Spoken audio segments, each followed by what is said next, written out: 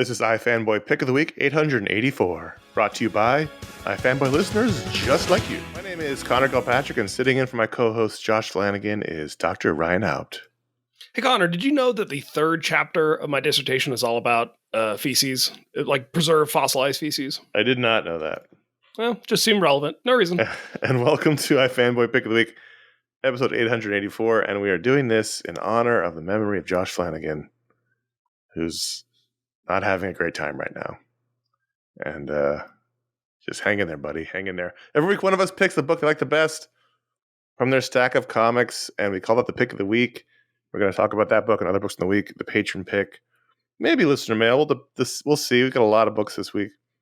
And here's your spoiler warning. They're coming. Exercise some caution. This week, Ryan, you had the pick I thought another good week. Last week was good. This week was good.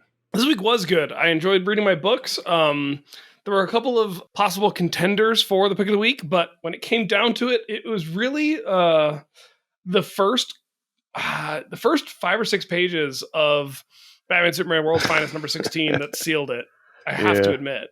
Yeah. I mean, it was the Batmobile crashing. I thought that was an amazing sequence. Yeah. The way Dan Mora did the R symbol for Robin inside the Batmobile getting swept out by Flash. He does a great Flash. I don't know that I'd seen Dan Mora do Flash again. And then it was literally the small panel in the lower left-hand corner of, I believe, page 8 on your digital reader, where Batman realizes that there was a AI super scientist from the DC universe who wasn't included in this plot, and it kind of kicks off the entire rest of the book. Yes. And it was just such a fantastic, Mark Waid's deep, deep knowledge of the DC universe come to fruition, come to bear in this story, that I was like, I knew on that panel, I'm going to have a good time the rest of this book. This is the best book being published, but this arc should be called Batman, Superman, Justice League, because there's just everyone's in it. And it's really been allowing Waid and Mora to shine with, sort of a Silver Agey, Bronze Agey, look at the DC universe. We've got the Flash, we've got Hawkman, we've got Plastic Man, we've got Hal Jordan. I'm just scrolling. And I'm Metal Men. The Metal Men. Firestorm showing up was a treat. Firestorm. We got Ollie Queen going from just being, Ollie Queen to getting to shoot an arrow in a very, important moment. We've got Wonder Woman and Supergirl's back, and Metamorpho's still around. It's just and of course, Batman, Robin, Superman, Supergirl returns. It's just there's everyone's in this book, and it's so good. Everything about it is good. Yes. Wonder Woman gets a great scene. She teams up with Robin, and Hal Jordan's got a great little moment. As you mentioned, Flash. I mentioned Green Arrow. They've all got these great moments that Mark Waid takes his deep knowledge of this world, these characters, and gives them G.I. moments Robot to shine. Has a brief appearance. G.I. Robot. I mean, this feels a little bit not tonally, but structurally like how it felt to read Morrison's JLA back in 1997. It also feels a little bit like the Justice League Unlimited cartoon, where they took the Justice League cartoon where it had been principally about the main team, and then they just exploded it, and you saw everybody on the Watchtower. This is a little bit like that, and it's great. In Morrison's JLA book, it was he just at the time, they just gave everyone a moment, even if it was just a panel.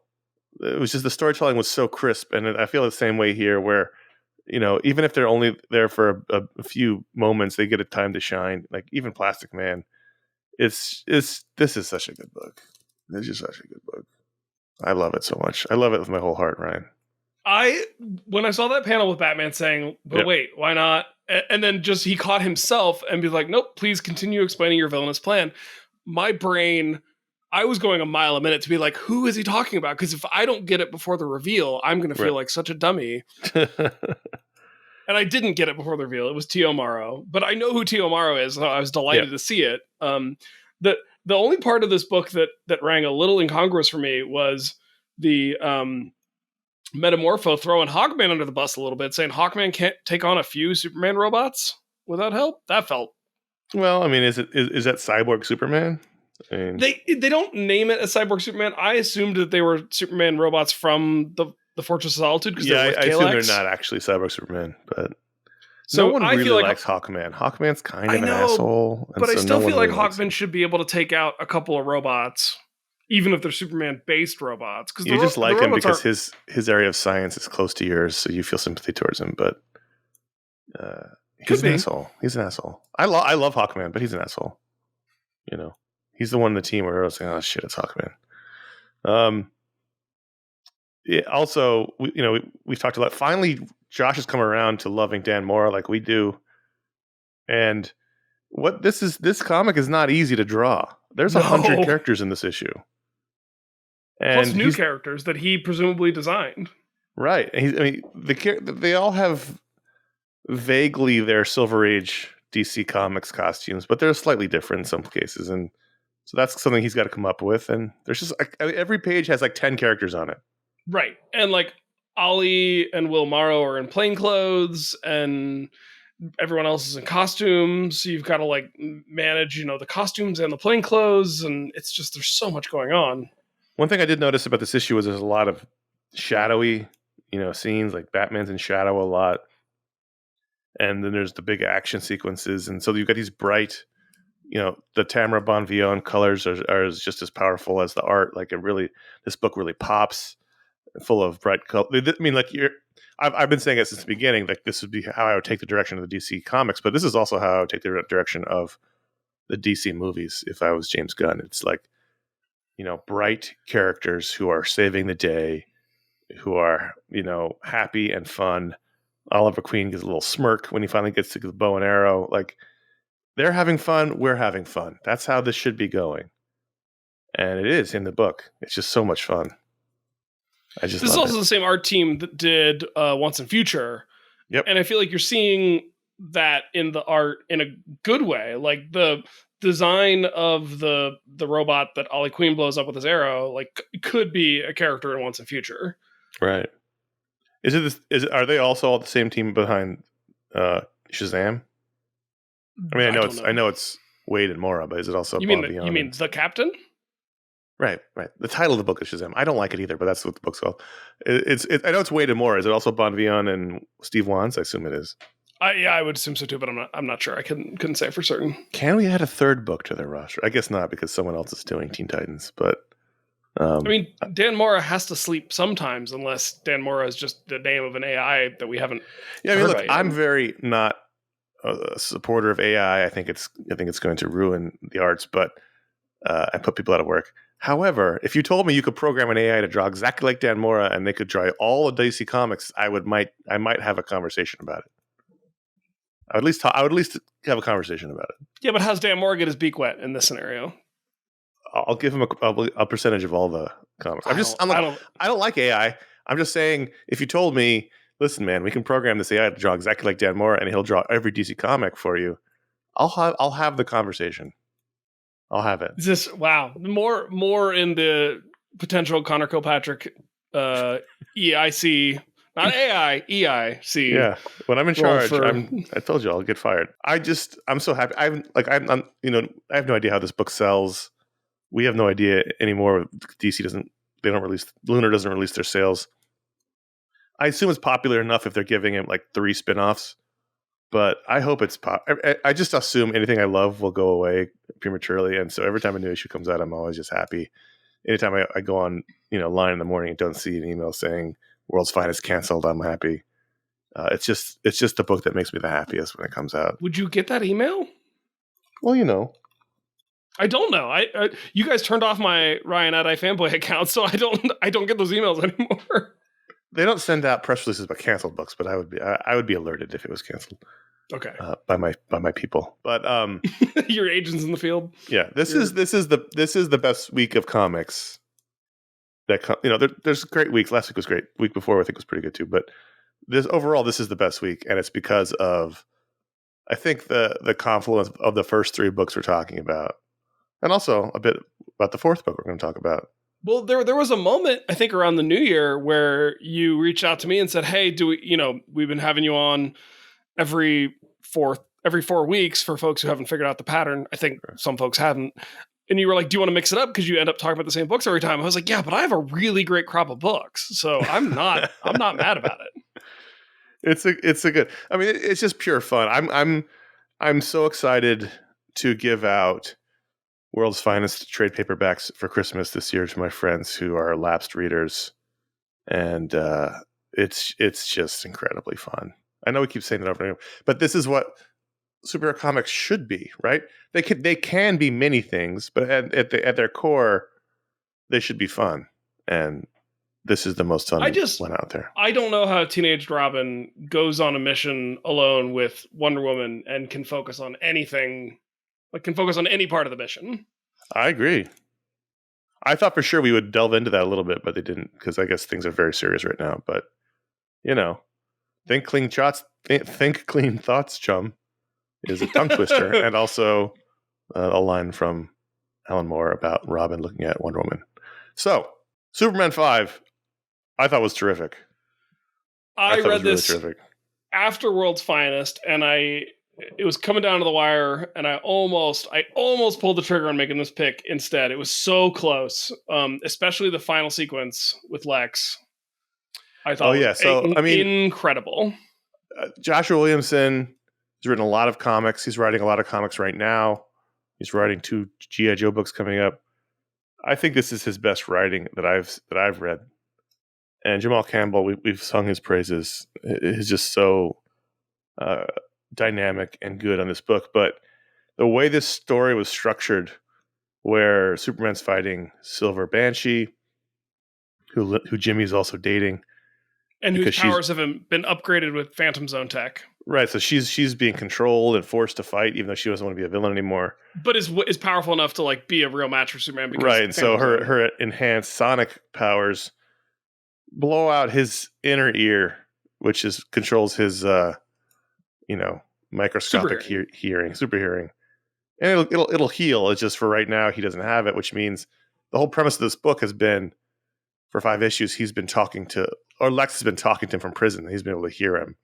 And the whole idea that there are like certain things that Superman uses his super hearing to keep an eye on, like Lois's heartbeat or Jimmy is crying out for help. Like all of that is temporarily turned off. And so he's like, hey, I can't hear anything, but it's going to grow back tomorrow. But in the meantime, I'll just go on a date with Lois and we'll actually get to like focus on each other. In the meantime, Lex is attacked in prison and shanked over and over again and left in a pool of blood. I was like, wow. By the end, I think at the end, I was like, that was incredibly well done. He set this up issues and issues ago. It paid off here. And of course now, much like last Green Lantern last week or the week before, we now have to wait 2 months to get the next part of the story because of the stupid Night Terrors thing. He set it up in a way. The other thing that I thought was really interesting was like he did set it up early on, but in this issue alone, there's a moment where like it's really sweet that Clark is telling Lois like, hey, like my powers are offline for a minute, but it means I can enjoy this moment with you. Jimmy is dating Silver Banshee and she's in a band and she's singing a song about Jimmy's bow tie, and like it's very cute and heartwarming. But then they flip it on its head and they're like, but the juxtaposition, the sort of downside of his power being offline is he can't hear Lex when Lex is calling out for help, and Lex is literally saying like, Superman, save me. Yeah, you can see, there's a great page. It's page 23 on the digital reader where we have 2 columns of panels. On the left side, we have the date night, and the right side, we have the brutal attack on Lex. And it was just incredibly well done. Really, really, I was really impressed by this issue. I've been loving this run. You and I have talked a lot about it because it keeps coming out in your week. But this might have been the best issue of already 5 terrific issues. What is this Night Terrors thing? I'm so out of the loop. It's a 2-month takeover in which the DC heroes face their worst fears. It's on the front page of all the comics. You can scroll to page 2 on your digital reader and see. But I don't want to. I'm going to be skipping it. And it's just annoying that this cliffhanger will not get resolved until August.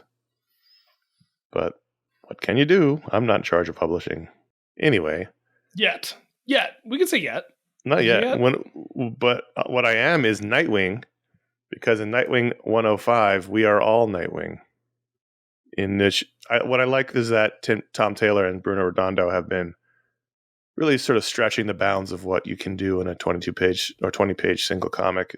We had that one comic that was one continuous scene, with no panel breaks for 28 pages, and this one is all told as if from the point of view of Nightwing, so that we are watching the story through his eyes.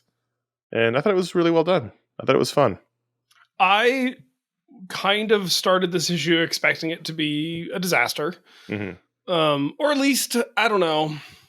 Maybe disaster could be too strong a word, but like I didn't expect it to work. How come? But I thought, I don't know. It felt gimmicky in a way that I wasn't in the mood for. I kind of thought that you had a hard day. No, but I mean, my heart of hearts was like Bruno Redondo is a good, like Tom Taylor and Bruno Redondo as a team are good enough to pull this off. But I couldn't envision a way in which pulling this off enhanced a story rather than just felt like a gimmick. But they did. They did a really nice job with it. It doesn't hurt to, wake up in bed next to Barbara Gordon. Like that's a fun way to start anyone's day. But also we haven't seen Bruno Redondo on the book in a while. That's true too. So it was nice to get him back. I feel like, when there's movies, the movies that sort of revel in the long continuous take without breaks, your Birdmans, your 1917s, all those, yep. They find clever ways to hide the cuts. And so when you start looking into how they hid the cuts, it doesn't take away the magic, but like I expected this book to be a lot of Nightwing is in front of mirrors. And they did that a little bit, but they didn't overdo it. And I actually thought they found a sort of sweet spot in the middle where you see Dick Grayson enough on panel. It took me longer than I'm willing to admit to figure out that his word balloons, that the arrow is pointed inward to the balloon because it's him saying it and you are him. You are him. But I still have not... Go ahead. Go ahead. I still have not gotten over the just completely overt flirtation between Dick and Barbara. Like, I find that so fun and so charming. Yeah. They're a sexy little couple. They're like the Thin Man. They're Nick and Nora, but more overtly sexual. It's great. Like the whole thing with Double Dare's costume, I thought was she has to dress up as his villain because of they don't know what she looks like, but they know she's redhead. So and then the villain had already been flirting with him, saying, I miss it when you used to chase me and grab me, and she was like, chase me and grab what? So Barbara gets a little faux jealous. Like, it was all very fun and sexy, and that's what this book should be. And the thing for me was, after a while, I just didn't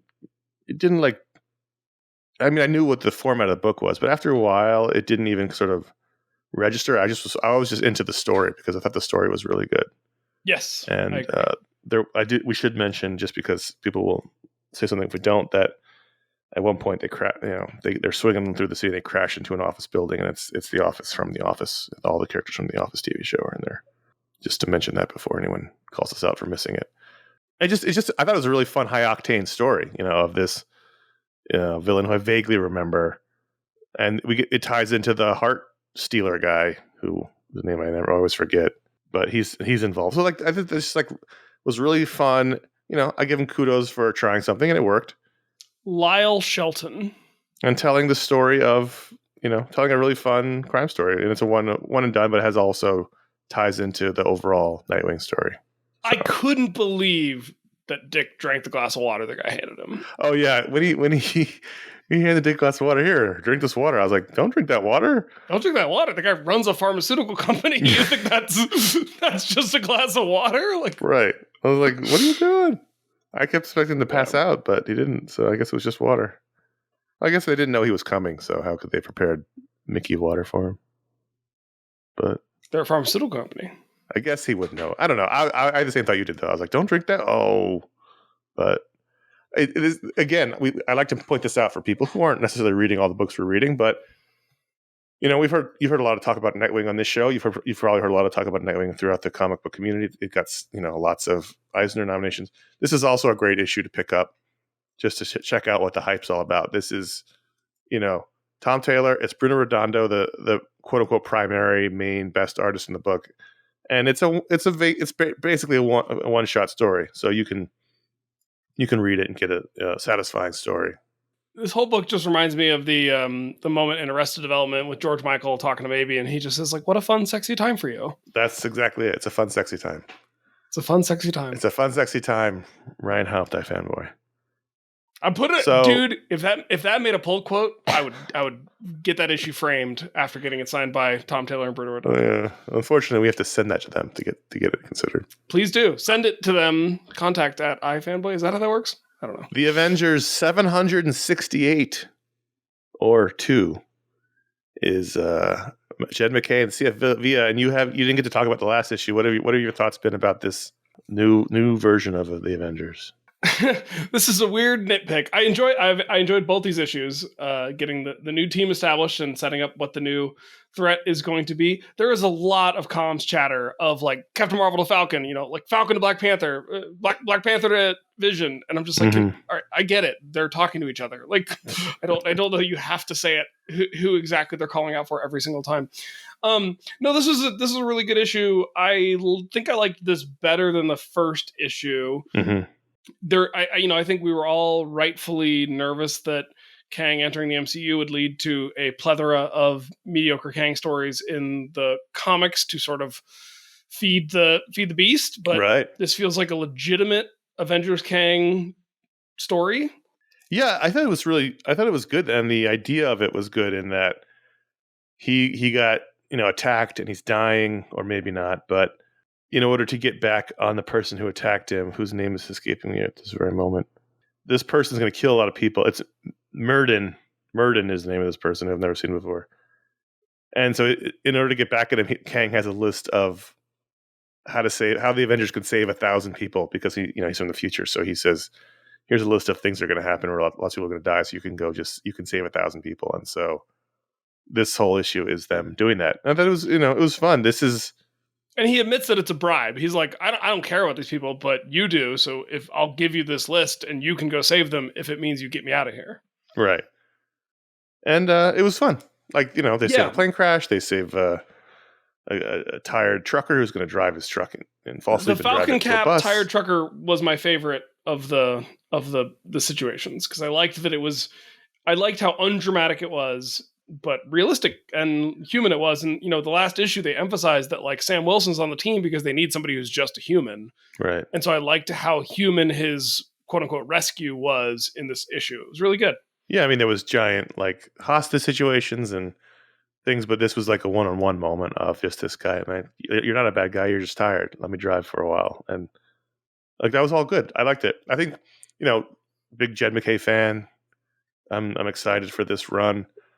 It has a different feel than the Jason Aaron run. It feels more, even though we're dealing with Kang, we're dealing with time travel and all this stuff, it just feels more grounded and intimate than the Jason Aaron run did, and I'm enjoying it so far. Even though it is annoying that it's basically all the major MCU characters in the book, but that is what it is. Yeah. We can't do anything about it. We don't have the power. Yeah, I mean, you're not even gunning for the EIC position of Marvel. You're focused on fixing DC. Right, so, like I could do both at the same time. No, I'm not saying I'm not open to it, but you're not James Gunn. Set your sights on just one thing. It hasn't been offered yet, so what can you do? Have your people talked to their people? Is that a thing? Let's talk about the Incredible Hulk. It's 782 or 1. It's the new volume of the Incredible Hulk, written by Philip Kennedy Johnson and drawn by Nick Klein. Nick Klein just did the terrific run on Thor. Philip Kennedy Johnson, I feel like, is all over the place, where he's working for both sides of the aisle. He's working for a lot of books. I'm hesitant to say this without Josh here as the Mateo Scalera aficionado, but I think Nick Klein might also need to stop it. Oh, wow. You're putting Nick Klein into the Mateo Scalera. I kind of am. I just get similar vibes in really good ways. I don't know. I'm like, yeah. So I was of two. Did you read this issue? You must have. I did. I was of two minds on this issue. I really liked. That's appropriate given the source material. Right. I really liked. I mean, I had a lot of rage about one side, and I was very sort of benign about the other. I really liked the Hulk stuff. Getting sort of back to basics on the Hulk. After we had the Space Hulk, which I did not like overall, and then this issue almost ignores the Space Hulk stuff and goes back to the previous run that was written by Al Ewing and drawn by the guy who's bad, so we don't have to remember his name. The Immortal Hulk run, which Josh and I read, I think, the first 20 or so issues. And I read like the first 40 or so, but I didn't finish. I think it ran for in between 40 and 50. I wasn't super into that. I thought it was impressive for a while, then I got kind of tired of what he was doing, and I stopped reading it. But I just like back to basics Hulk. Bruce Banner on the road, trying to not be Hulk, but being Hulk and getting into trouble. The stuff with the creatures and the world of monsters and the Green Door and the people who are the horror elements, because you don't like horror. No, I don't mind like big monstery stuff, but like it just I didn't care about any of it, you know. Yeah, the Green Door stuff, because that was all part of the Al Ewing run. Yeah, I don't. It's not that I don't even like it. I won't claim to even fully understand what it signifies. Right. The stuff I do like in terms of the more horror aspects is I like Bruce Banner either hallucinating or truly encountering people in the world who are like have some bit of the Hulk in them, and they start speaking to him in the green. Like I thought that was creepy and good. And I liked the plot line with the girl who's got the abusive father. Yeah, that was good. And she's super angry, and she wants to be bigger than him, and she wants to be stronger than him. And I liked how that reflected what it means to like want to be the Hulk versus like Bruce not wanting to be the Hulk at any point. Yeah, I mean that's part of what I liked. I liked all the stuff that happened in the town. It's just and that's the other thing I have to ask you. So this is it's set in Kentucky. Sure. Now you're from New York. Yep. By my read of the way the pages are drawn, this is Eastern Kentucky, Appalachia, my home turf. New Yorkers have a lot of strong opinions about diners. Yeah. What do you think of Jack's Diner? I would love to go there. I would love to go there too. It looks like a really great diner. I mean, it looks like it's a little too wide, but you know, diners are a disappearing treasure, and I love them. I used to go to diners all the time. Well, this is a diner that'll let you bring your dog inside. We call them coffee shops in New York, but they're the same thing. A greasy spoon? Is that a term? We don't really use that. It's really just coffee shop. But in a pinch, you could say diner. There's so many of them are gone now, and LA just does not have diners and coffee shops. There's a couple, but they're sort of kitschy. And when I'd go on road trips, I would always try to find a diner, but it seemed like it was getting increasingly difficult, in the face of Jack in the Box or whatever. But I would love to go there. I mean, maybe the food's not great, but I would still enjoy it. You know? Yeah, I would totally go. Yeah, I'm on the strength of Philip Kennedy Johnson, who I think is terrific, and Nick Klein. I'm going to definitely give it another go to see how things play out. Are you that on the edge though? No, I'm not on the edge, but I also didn't love it. I was like, okay, well, there were things I liked, but things I didn't like, so I didn't love it. Because for me, this was a no-brainer sticking with it. Okay, well, I didn't.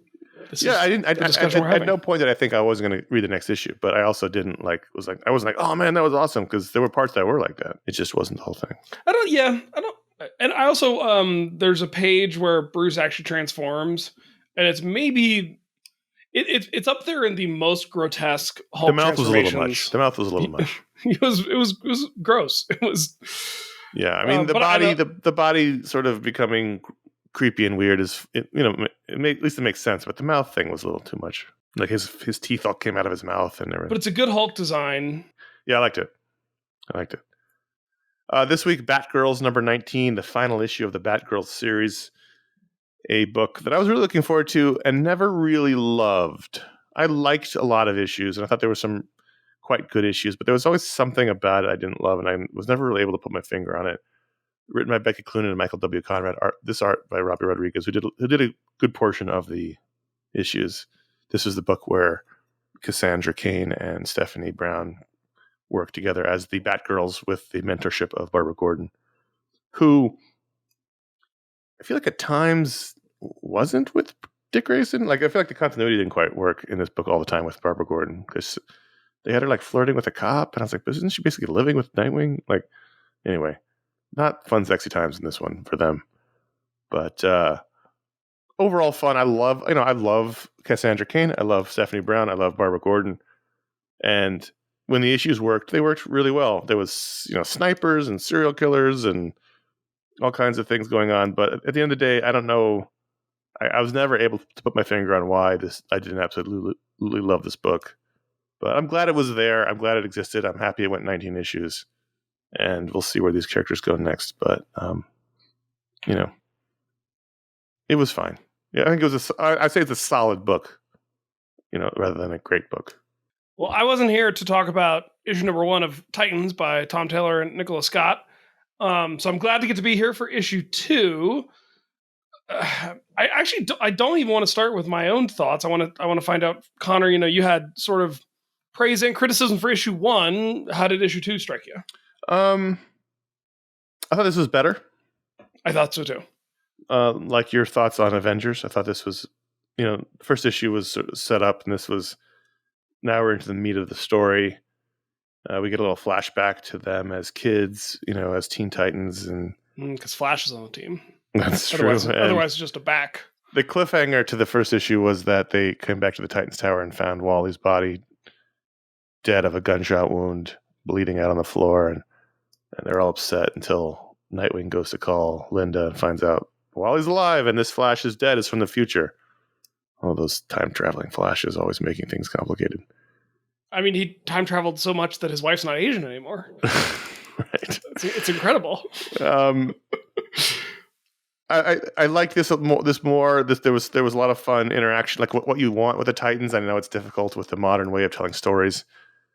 With the soap opera storytelling out and the plot storytelling in. It's harder to have those moments where they're just hanging out in Titans Tower, but you need that with the Titans, and you got some of that here. I liked that. And I like the twist where Brother Blood is back, but he's sort of remade for public consumption. He's not wearing the costume. He's not even calling himself Brother Blood. I like that too. But the idea that like a pastor of a cultish megachurch gets to go on late night talk shows. Hey, like, we don't know what channel this talk show was on. This could have been on any channel. But the twist is that he has Garth in his camp. That was Garth, who turned down the membership into the team, who said he had other friends, and we just thought he meant Atlanteans. But no, he meant the Brother Blood cult.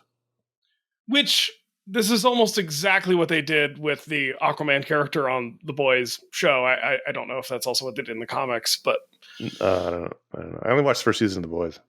Yeah, I think in the second season they have the character The Deep, who's the Aquaman version of the character, join a Scientology-esque cult.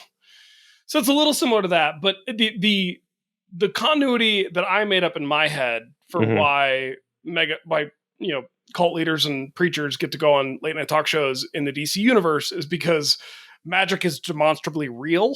So like they have to take these people seriously, whereas in our world, like it's maybe less so. Maybe they've got a really good publicist.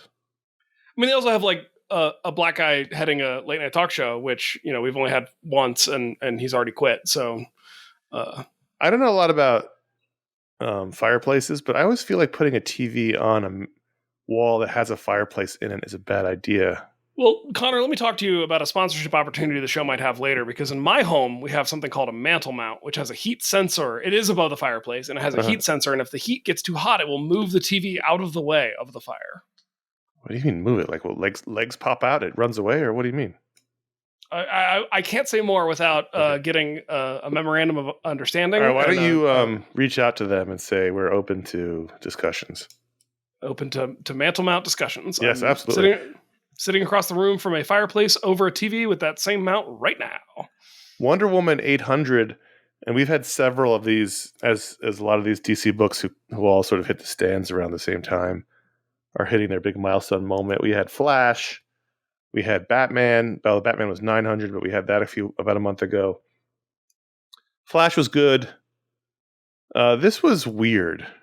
First of all, there's not the other books had like a credits page where I could look at all the stories at once, but this one had them separate on each story, so it's hard to go over who did what. But it was weird because the first two stories weren't even really Wonder Woman stories. Like the first one was about the new Wonder Girl, the second one was about Donna Troy. At a certain point, I just started to skim it because it wasn't really. I don't know. It's just a very weird set of stories. There was one where Wonder Woman and Superman were hanging out and being kind of intimate, not like sexual, but they were sort of cuddling in space. It was like, what is going on in this book? And so after that one, I just kind of started skimming until the end, which was the here's the credits page. So it's too small for me. The end, the last 10 pages was an introduction to the next series, which is written by Tom King. And so this was a whole story about set in the future where Wonder Woman's daughter is hanging out with Damian and Jonathan, and they're the Trinity of the future. And it's Tom King and Daniel Semper as the artists are going to be the art. That's the team for the new Wonder Woman book. And we don't know what's going on. They're hanging out on this beach. They've got to go find this thing. It turns out it's this guy in prison who is very important, but we don't know who he is. He's in silhouette. We only really see his nose and mouth, but he's very important to what happened to Diana. So it's just meant to tease us into being excited for the new story, which I'm excited for Tom King Wonder Woman book. Maybe he'll figure it out because most of these Wonder Woman books are crushed under the weight of her symbolism, and I'm not able to tell interesting stories. So hopefully this one works. But I mean, it wasn't a bad anniversary issue by any means. After a while, I was like, why aren't we just telling Wonder Woman stories throughout her history and not worrying about all this? But it is what it is. Becky Cloonan and Michael W. Conrad, once again, who wrote Batgirls, also wrote all the other stories in here other than the Tom King one. Which is another weird thing. Usually, these anniversary books, you have a bunch of different people doing them, but here we just have them. It's a bunch of different artists, but not different writers. So that's what that is. So those are the books we want to talk about. But at patreon.com/iFanboy, all the patrons can vote to add a book to the rundown. This week we had an increase in voters. Maybe it was last week's announcement about the Patreon, but this week, the winner, pretty comfortably by the end, was Ultimate Invasion #1, the miniseries written by Jonathan Hickman, drawn by Brian Hitch, colors by Alex Sinclair, letters by Joey C. And this is going to, I guess, reestablish the Ultimate Universe in the Marvel Universe. The Ultimate Universe, which was, not destroyed, but was removed, other than Mr. Fantastic, who calls himself the Maker, and Miles Morales. So everyone else was blipped away, but it's coming back. I can't remember. What is your ultimate experience or feelings or love of or hatred of? I'm pro the Ultimate. When did you come back into reading comics? Was it around Ultimate time? It was, and I've talked about this on the show. It was the Ultimate Spider-Man run that sort of got me back into reading things regularly. The Marvel website at the time had sort of this janky early 2000s e-reader interface that let you read the first couple of issues of Ultimate Spider-Man for free. Mm-hmm. I was like, oh, this is really good. And that was one of the things that got me going back to, I didn't have a comic shop in town, but going back to the, bookstore where they carried trades of things and looking for trades of things like the G. Michael Straczynski Ultimate or Amazing Spider-Man run and the Bendis Bagley Ultimate Spider-Man run. So how did you feel about it by the end? By the end of its exhausted. Like couldn't believe that they'd taken the opportunity to simplify the continuity and botched it so handily into a complete morass of all the same problems that the main continuity was dealing with, but in a fraction of the time.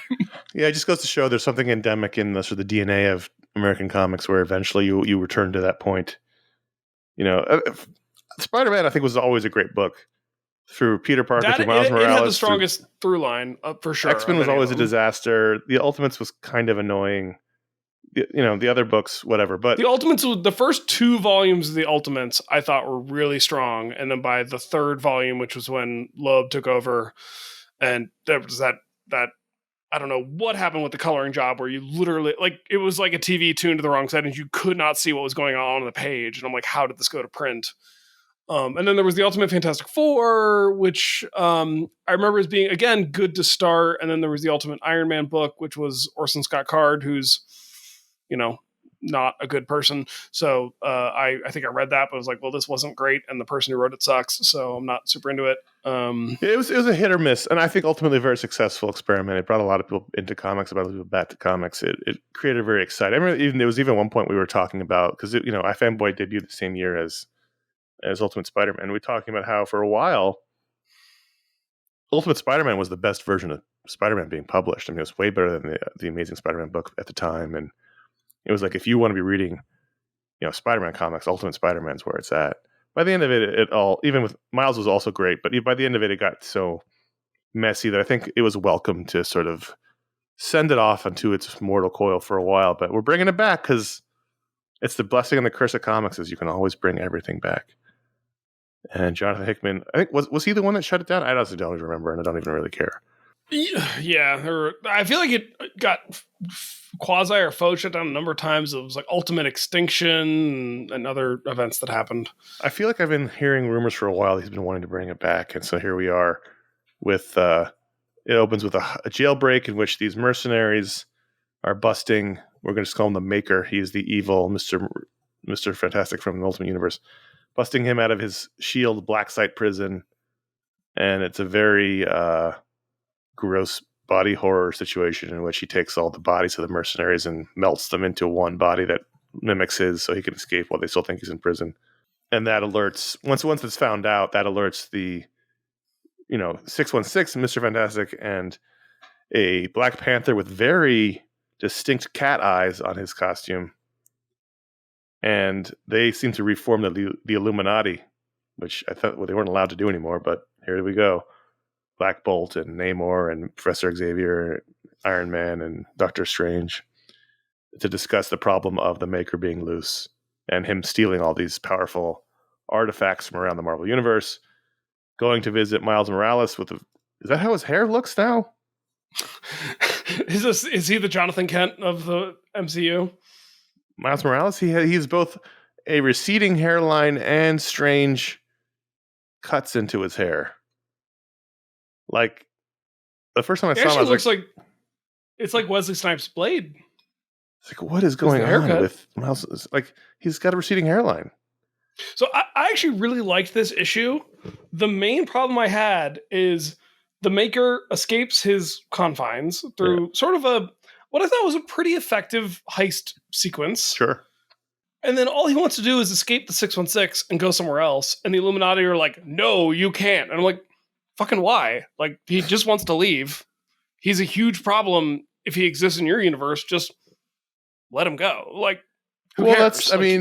Because it's like anything. They know wherever he goes, he's going to be an evil tyrant. And it's the same way. You could say, why did Superman go to Warworld and spend all this time? He could say, who cares, and go back home to Earth and let them deal with it himself. Because heroes can't do that. But I think it's well established the Illuminati are like, I don't know. Are they really heroes? Like, they're meddlers. They're meddling and shit. Like, let the dude go. He just wants to leave. He's a huge problem. Let him go be someone else's problem. I didn't buy it. Didn't like it. I like this issue. I thought it was fun. I like Hickman. He doesn't always work, but I like him generally as a writer. Here's the thing. I think I discussed something about this with an episode where it was just me and Josh. Mm-hmm. I think. So I'll ask it to you. Yep. Do you notice the thing that sets the Ultimate characters apart from the 616 characters? Do I notice? What do you mean, do I notice? There's a visual indicator. Their dialogue? Yeah. The lowercase writing versus the caps writing. I love that subtle thing, because I think my memory is that that's how the Ultimate comics were. And so it's a legitimate distinction between the Ultimate Universe and the 616. And I just think it is one of the cleverest ways to distinguish this character is literally not from the same plane of existence that you are from. No, I like it. I like the Ultimate Universe. I thought, it's a fun idea. It's almost like the in Star Trek, the mirror universe. It's fun to play with. And I realize the Maker needs a goatee.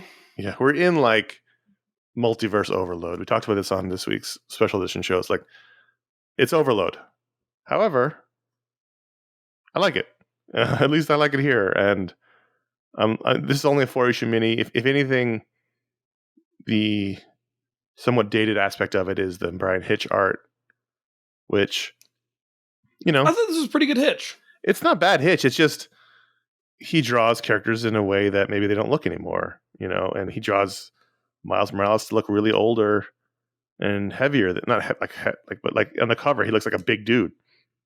Maybe it's just like just watched across the Spider-Verse, but it's just slightly different. I don't know that's not really Iron Man's costume or suit and whatever. It's fine. It's just no. I noticed all that too. And the thing about the cover that struck me was, I saw the Maker and I saw Miles, and so I thought that these were all these characters on the cover were Ultimate Universe characters. I should have realized if Reed Richards is on the cover with the Maker, then it's not, because I don't remember if they ever did a Ultimate version of Black Panther, and I don't think they ever did the Inhumans in the Ultimate Universe. I don't remember. It's been so long. I honestly don't remember.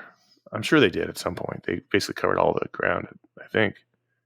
I don't know if they ever did the Inhumans. Write in, listeners.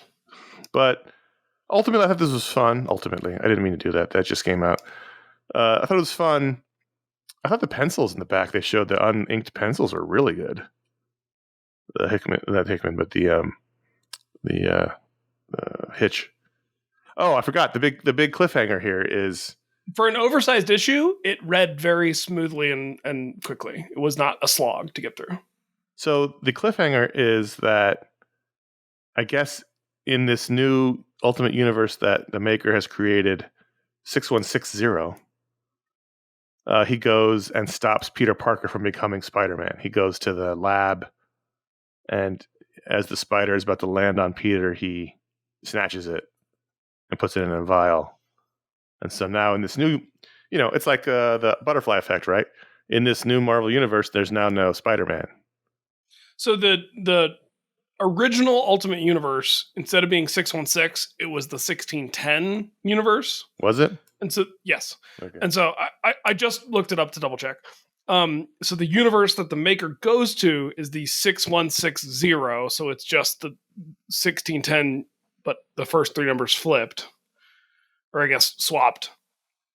But the other thing is the original Ultimate Spider-Man, the spider was never irradiated. It was just a genetically modified Spider-Man by Oscorp. Right. So this is already it's already playing with tropes, blending the Ultimate Universe versus the 616 universe. Also, like Liz Allen was really mean to Peter. Yeah, she was a jerk. Sequence, and I didn't like that. I didn't like that at all. This might be slightly controversial, but if a new Ultimate Universe comes out of this, I wonder what they do with Miles if they put him in there. I would like to see something done with Miles that would honor his character. Give him a place of status. Yeah. I don't read his book. I don't know if you know there is one currently. He's a great character who has sort of floundered in my eyes since coming over to the 616. He's just the other Spider-Man. And, in the Ultimate Universe, he had the place of pride. He was Spider-Man. And right. So if they're going to bring it back, maybe this is a way to bring him back into being a central character, because he's not. I don't think they do bring it back. I don't think that this is what this is setting up. Personally, I don't know. We'll find out. That's the fun of it. But it would be. Now, did they announce they're casting Neil Patrick Harris as Mr. Fantastic, or was that just a brand hitch? It only kind of looks like him, not totally. All right. It's not like Neil Patrick Harris doesn't have a giant. Again, the Ultimate version of which has 3 claw marks over his eyes, just like this. That's Neil how Patrick you know Harris they're from the Mr. Ultimate Fantastic. Universe. They don't have goatees; they've got claw marks over their eyes. 3 claw marks over their eyes. Although apparently it doesn't require you to wear an eye patch on Secret Invasion. So, Ultimate Invasion #1, Patron Pick, ratings, huh? I'm hovering around 4. 4 out of 5. I think if anything, I would maybe go a little lower, but I don't think I can justify it. I think 4 out of 5 is where I'm at. I'm gonna go. This is a really solid issue. I'm gonna go 3.75. Yeah, 3.75, not 375. 3.75. I enjoyed it. It was fun. I'm looking forward to more. I'm looking forward to seeing where this goes. I have a soft spot for the Ultimate Universe, and I'm looking forward to it. So we're both sticking with it. Yeah, clearly. Totally. 4 issues. I can swing that. I can spider swing that. All right. So, quick break now to talk about, last week we had our big Patreon announcement, how we are, sort of overhauled everything. We added a bunch of merch for you to enjoy. And so, hopefully, that was exciting. Lots of people did join up and also, change their tiers to get different merch. That was fun to see. So, what is patreon.com/iFanboy? It's a way to directly support the show. It is our primary source of support. It helps. It actually benefits everyone. And every listener to the show is benefited by the patrons. They unlocked shows. They unlocked the Media Explode and the Talk Explode and the Book Explodes. And if you want to join, you can help support the show and also become part of a great community on Discord and Facebook, as well as on the monthly patron hangout, which happened this past weekend. So now, as we mentioned last week, we now have a tier exclusive merch system. Depending on your level of support, every 3 months you will receive. Not every 3 months. After 3 months, you will receive a Junior Jamoke T-shirt or a tote bag or a hoodie. There's also a sticker, a mug, and a poster. And plus, at the $5 or higher level, you get your patron power, like always, and you get access to the Discord server. And the $10 or higher level, you get access to an ad-free feed of the show. This is not an ad, but you get the other ads will be gone from your feed. So check it out. There's details at patreon.com/iFanboy. Again, after 3 months of signing up, you get your tier appropriate piece of merch. If you want other merch, you can change your tier after 3 months. Just like that. There's all kinds of merch. Hopefully you enjoy it. We like it a lot. I wish I had a Junior Jamoke t-shirt. I don't have one because I'm not a Patreon. That's still a problem for me. iFanboy.threadless.com. That's our t-shirt store. We have our new shirt, the iFanboy Pride shirt. Half of all proceeds of every dollar that goes to that shirt, half of them will go to the It Gets Better project. And so hopefully you check that out. A bunch of people did. Thank you for that. So that means we have 13 designs at the store currently. We have more we're working on. There'll be more by the end of the year. And check that out. Also, you can celebrate the official beginning of summer with $14 tees at the store. Everything else is in their shop is up to 30% off for a limited time. I believe it's at least a week. They usually almost always extend their sale beyond what they initially say. But right now, as you listen to the show, you've got at least a week for $14 t-shirts at the iFanboy.threadless.com shirt. And again, other merch is up to 30% off. iFanboy.com/support is our PayPal jar. That's our tip jar. iFanboy.com/Amazon links our Booksplode books as well as general shopping link. And bookshop.org is our partner to help support local bookstores. You can find those links on the Booksplode posts where appropriate. And we thank everyone who supports the show. Like we said last week, it's how we keep going. It's how we pay the bills. I was just talking to Ryan earlier before the show about how my iPad is starting to cough smoke. That'll have to be replaced eventually, and you will help me be able to do that because that's how I read the books to do the show. And so we thank you. The show literally couldn't happen without anybody supporting in any of the various ways we just discussed. Thanks again. So now let's give the patron power, as we mentioned, at the $5 or higher level. You still get a patron power live on the show. It's one of our favorite things we do. And this week, Ryan has that honor. That is true. And the honor is bestowed upon Benjamin Gosney, who has a sobriquet. Or is this T silent on that? Is it sobriquet? Sobriquet. I think it's sobriquet, but I don't know. All right. We don't have our francophone on here with us, Josh Flanagan. But I've been to France way more times than he has been to France, by the way. Oh, is that right, eh? I don't think he's ever even been to France. That was my best Mainer accent. I don't know that I can do better. Okay. Benjamin Gosney is the logger. He has all the powers of the ultimate logger. A logger, like trees. Like one who cuts down logs. So like he knows he can be a ball hooter, which is the worker who rolled logs down a hill to a skid road or landing. He knows how to use a choker. He's a gandy dancer. He can lay railroad is he just track. a logger? No, he's the ultimate logger. Like typically in a logging camp, where I'm staying right now used to be 100 years ago a logging camp. So, all the trails and roads and everything around where I'm staying, there are all these weird names. And I've been coming to this area. It's Snowshoe Mountain in West Virginia. And I've been coming to this area since I was a kid. I never realized that all the names of everything, these weird terms, were logging terms. And I only realized that embarrassingly recently. And so now it has caused Benjamin Gosney to manifest all the powers of a logger. So he can throw a hootenanny, which is a dance, an old barn dance. He's an excellent knot bumper. He can cut the limbs from a felled tree. He's a powder monkey. He can handle the dynamite. So he just intuitively knows how to use all logging equipment. Yeah, he's the ultimate logger. Like better than anybody's ever used it.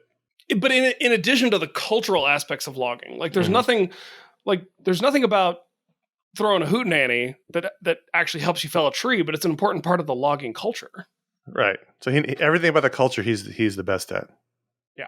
His hootenannies are the best hootenannies. He's the ultimate logger.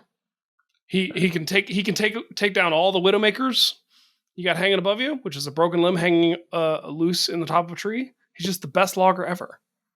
Patreon.com/iFanboy. Thank you, Benjamin, for being a patron at the $5 or higher level. And if you want your superpower live on the show, you can do that by joining Patreon. Let's do an email. We got 2 of them. We made it. Old man Tony from the hellscape of Phoenix, Arizona, his words, not mine, says, Grant Morrison has consistently been regarded as a writer who, quote, swings for the fences. They may not always produce the best thing, but when they do, it's memorable. As a result, a lot of us stick with their offerings.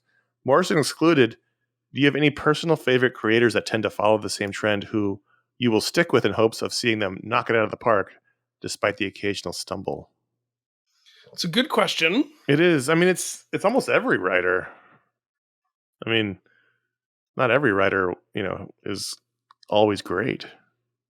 But Morrison gets that reputation because they tell big, challenging stories that don't always work. I mean, and there's not a lot of those writers out there.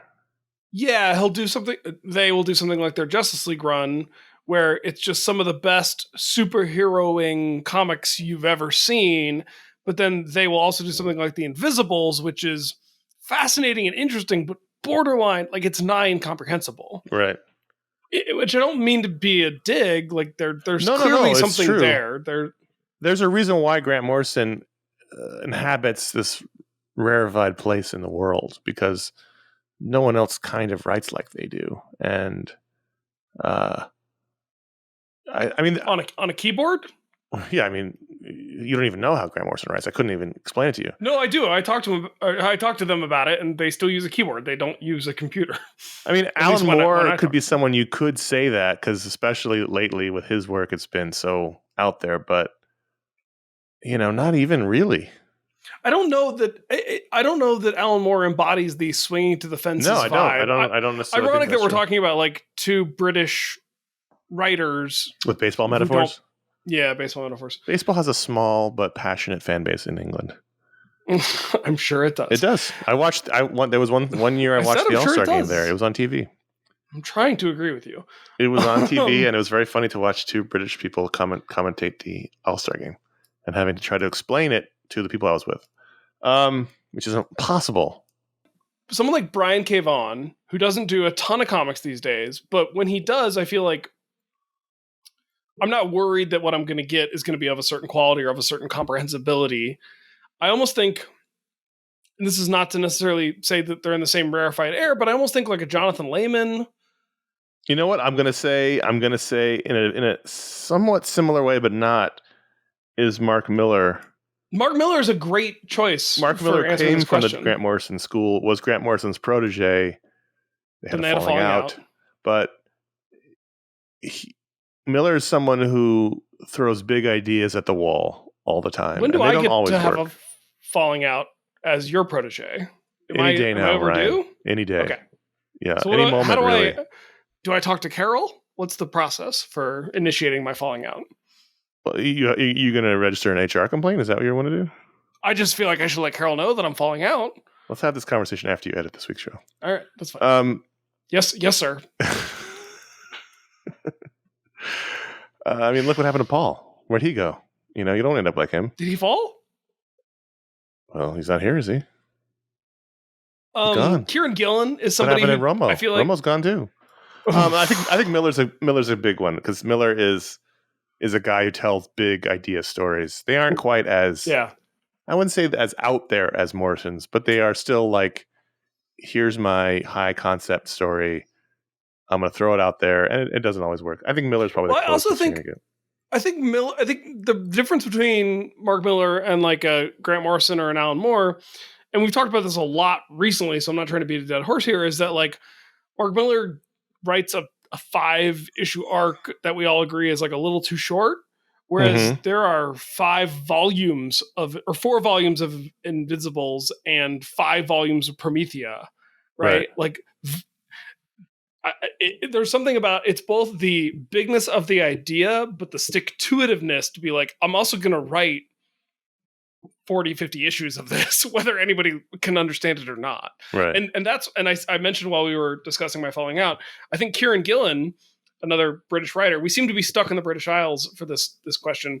I think he's someone who also kind of fits in there as someone who has ideas that are so big that if you're not fully invested, they become quickly incomprehensible, but they clearly mean something to the people that care about them, right? The people who really love Wicked and Divine, I don't know what they're seeing in that series, but they love it. And I don't begrudge them in the slightest. It's clearly a well done comic. I just can't make heads or tails of it. Yes, I agree. Yeah. So I mean, there's not a ton like Morrison. That's why Morrison is who Morrison is. But there's a couple that are sort of in that conversation. There's someone like Mike Mignola where I think if you're not into what he's doing, you won't like anything that he does, but he's not, everything he does is sort of a piece. Like it's all, you can tell that it's a Mike Mignola joint, auteur theory or whatever. So he may not be to everyone's taste, but it doesn't hit that swinging for the fences vibe because he's just doing the thing that he does. You know what I mean? Yeah. I'm trying to like find the parameters. You're just desperately trying to find an American to put in this camp, and I don't know that you're going to. Yeah. I mean, it seems to be a very British thing. What does that say about us? I don't know. There's a lot you could say about us. But well, I've got it all in writing, Carol, ready to hit send. I'm sure your file is thick. Contact@ifanboy.com is how old man Tony wrote in. Good luck out there in the hellscape of Phoenix, Arizona. I think you're running out of water. You can also write in for our media explode. They definitely don't need the help of Benjamin Gosney. There's no trees there to fell. No. You can also write in for our media. I've only been to Phoenix one time in my life, and it was like 108 degrees, and I did not like it. I was a child. All the Phoenix people listening who are now angry. There's no value judgment. I just remember on our cross-country road trip, getting out of the car and being like, nope, I don't like it. It was hot. I think I was 8. That was the road trip where I first read Giffen and McGuire's Justice League and DeMatteis. Wow. I picked them up at a gas station somewhere on that road trip. So it's a very monumental road trip. Also went to the quite the hitchhikers. Oh yeah, that's true. I read them over and over. Get it? Giffen and DeMatteis? Yes. Picked them up? Hitchhikers? I picked them up. I was cramped in that car. See you next week. Say? Contact@ifanboy.com. That's where you can write in. Thanks for doing so. If you want to be in the Media Explode, write in and put Media Explode in the subject line. Let's do some plugs. This is a very busy time of year for extra shows. So this past week, right behind this show in the feed, you'll find our Flash review. Josh and I talked about the Flash. And then I think you're also going to find our Spider-Man Across the Spider-Verse review. It hasn't actually been edited yet, but I think it's going to be there. I'm pretty sure. I'm hoping it will. And that's where you can find me and Josh and Paul Montgomery. He found his way back into our good graces discussing Spider-Man Across the Spider-Verse. So you can find those 2 film reviews, which were delayed because of my COVID infection, right behind this one on the feed. Sorry, they were delayed. This coming week, we'll have a Media Explode show. We're going to be talking about the ends of Ted Lasso, Barry, Succession, and The Flash. You can look forward to that. In 2 weeks, we're going to have a Talksplode. It's the exciting one that we teased last week that has not been recorded yet, so I'm not going to say who it is, but if it does end up happening, I'm very excited to listen to it. In 3 weeks, Josh and I are going to be reviewing It's Lonely at the Center of the Earth by Joey Thorogood. It's our Booksplode show. And then in 4 weeks will be another Media Explode about something, who knows. And then again, Ryan and I and Paul, the Animated Brain Trust, will be discussing Justice League War World some point in July or August. I'm not sure when that's going to be. But there's a lot. It's going to be like 5 or 6 weeks in a row of Thursday shows, so there's a lot to look forward to. Ryan, how is science sort of these days? Yeah, you clearly don't need any additional content if you're subscribed to this feed, but I have been remiss in getting a little bit of extra content recorded for the forthcoming episode. You're a busy man. All about koalas. Koalas? if you got koala questions, I've got a koala episode coming at you hot. Where did Literally that come hot from? because an author in Australia who wrote a book. And I talked to her. I spoke with her. What is one thing we should know about koalas? What's the important thing? They're being administered a vaccine for, is it syphilis? What do they all have? Chlamydia, yeah. Koalas, the interesting thing about koalas is I'm a person who got my PhD in sloths. So they're similar to sloths in that they are an animal that came from a larger bodied ancestor that lived on the ground, and they evolved into a fully arboreal lifestyle, which means they lives in trees, and a completely folivorous diet, which means they eat only leaves. And that's the same thing that happened to sloths, just continents away. So interesting parallel convergent evolution in the koala sloth lineages. So that's a very specific perspective that maybe only I can bring, but that's why you have me here. I presume you brought me here to talk about the convergent evolution of marsupial and placental mammals when it comes to arboreal folivorous suspensory lifestyles. That was what you wanted me here to talk about? Of course. And to pick the pick of the week. Naturally. Absolutely. Let's talk about their other 1,500. I'm sorry, I'm just thinking about sloths, and you might have broken my brain. Let's talk about the other shows we've done. We've got a library of over 1,300 shows and counting, and you can find almost all of them over at iFanboy.com or wherever podcasts are sold. You can follow us at iFanboy Comics on Instagram to find out what the pick of the week is before the show comes out. And also, sometimes, usually, but not all the time, the Best of the Week in Panels feature over the weekend. That's when I have time to showcase them. They go up there. And individually, and I have a lot of fun doing that, by the way. And I like all the lunatics that it brings out of the internet to comment on them who aren't listeners of the show, but follow the account for the panels. Hey, I'll take it. Follow us individually. C.S. Kilpatrick Instagram, J.A. Flanagan Instagram, Ryan Haupt Instagram, and Haupt, Haupt on Twitter. Still, have you joined any of those other ones? Blue Sky, or what are they called? Or what are they ones? I haven't posted on Twitter. I think the Twitter thing. Have you joined any other social media groups? No. I think, listen, I don't want to get into it. I think the era of social media is ending. Yes, I think we are far past the zenith of when that was a relevant going concern, and Twitter is not going to be the social media network that prevents that collapse from happening. And I just listened to the This American Life where they featured the story about Elon's takeover, and it's not restored my faith. I'll tell you that. Yeah. I mean, I'm going to pat myself at the back and say I was early in realizing how the mental health detriment that was social media and getting out of Facebook and Twitter at least more than 5 years ago at this point. And listen, if you're on them and you enjoy them, that's great. I'm not saying you shouldn't be on them, but most everyone I know who spends a lot of time on social media has mental health, not mental health issues in terms of being detrimentally affected by being on those things all the time. And look, be on them, don't be on them. It's your decision. But man, I feel my life is so much better for not spending all my time scrolling Twitter and other places. You know what's great? Reading books. You know what you struggle to do if you have an e-reader that can access social media? Get books read. So, reading books is great. I'm doing a lot more of that now that I'm spending less time on those platforms. I'll tell you that. Subscribe to youtube.com/ifanboy. That's you'll find all our old video shows. And this show is there every week. If you want to go back and see our video show about the Ultimate Universe, you can. We did a whole show about it back then. I think we did one early on that was so bad we didn't release it, and we redid it again, and it was better, and it's there somewhere. But you can find it. Go to YouTube and type in iFanboy Ultimate Universe, and you'll find it, or Ultimate Comics, or whatever it was. Wait, I was supposed to read this. I failed. Okay. Hang on. I got this. Okay. But in addition to that, you can write us a review or leave a star rating on Apple Podcasts, Spotify, or wherever you get your podcasts. Reviews are the lifeblood of the terrible search algorithms that determine which podcasts people see when they go searching for new podcasts to subscribe to. So any show that you like, go just give them, it can be a sentence of just like, I like this show. It made my day better one time, and 5 stars. Then great. That's all we need. We love it. We love you. We thank you for it. Go do that if you have the time to do so. And it's really appreciated. A new thing I've been trying with work is if there's a task that comes to your mind. Yeah. Nope, not even that. Nope. It's literally if you think of a task that would take less than 2 minutes to do, just go ahead and do it. So if you're listening to this and you think it would take me less than 2 minutes to go leave a positive rating for iFanboy or any other podcast that I like, just go do it right now. Then you're done with it. Then you don't have to feel the next time Connor says this on the show, you'd be like, you get the positive feeling of like, I already did that. That's true. That's gonna be good. It's a good thing to think. It's a good tip. I enjoy your tips from Dr. Ryan Haupt. Haupt tips. Now where just do we the tip put, with Ryan Haupt? What? I enjoy the tips. Connor Patrick, iFanboy.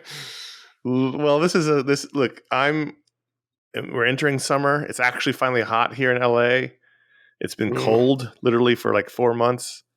I'm sitting here with sweat on the top of my head because of the heat. Come join me on the mountain, Connor. In the upstairs hot box that I call an office. On the tip of the mountain. I got all the tips. I don't like where this is going. I don't feel comfortable about it. So I'm just saying, my brain's starting to go. I'm still a little COVID foggy, but I'm getting through it. And thanks for listening. Thanks for putting up with my sickness for the last month or so. And I appreciate everyone who's sent well wishes and messages. I appreciate it. And until next time, I'm Connor. I'm Josh. Hopefully Josh is still with us next week. He's going through it right now. I'm sure you'll hear about it next week on next week's show. See you next week.